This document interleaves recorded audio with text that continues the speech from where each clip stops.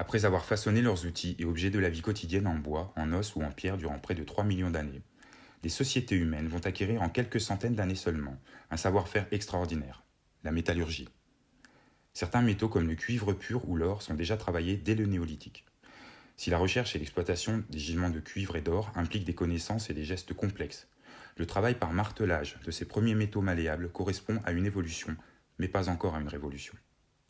C'est la découverte de la possibilité et de la nécessité d'ajouter une petite quantité d'étain au cuivre pour le rendre plus solide, qui va faire un pas de géant aux communautés humaines.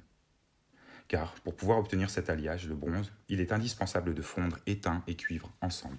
Or, cette opération est très complexe, car il faut apprendre à savoir conduire et amener un foyer à chauffer à plus de 1000 degrés.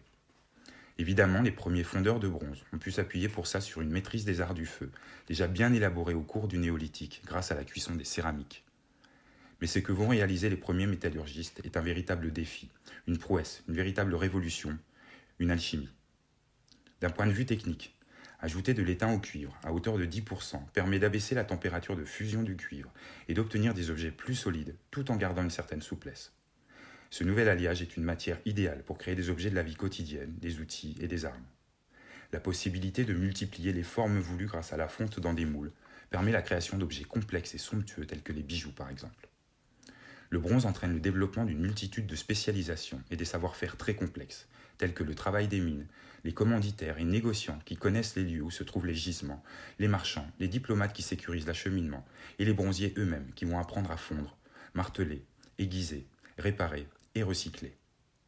Car un autre atout de cet alliage presque sans défaut est qu'il ne se recycle quasiment indéfiniment, puisque l'on peut refondre un objet hors d'usage pour en fabriquer d'autres. Ainsi, apprendre et maîtriser le travail du métal nécessite une haute technicité qui implique la maîtrise par de nombreuses personnes de toute une chaîne opératoire de savoir-faire extrêmement complexe et de leur transmission. Au-delà des aspects techniques, le bronze va pleinement participer à la mise en relation des sociétés européennes. Je vous invite à écouter l'audio en lien avec la carte des ressources pour mesurer le rôle de géopoliticien que joue le nouveau métal. Ceux qui vont contrôler les étapes du processus vont accumuler des richesses et devenir puissants. Le bronze accompagne la hiérarchisation des sociétés européennes.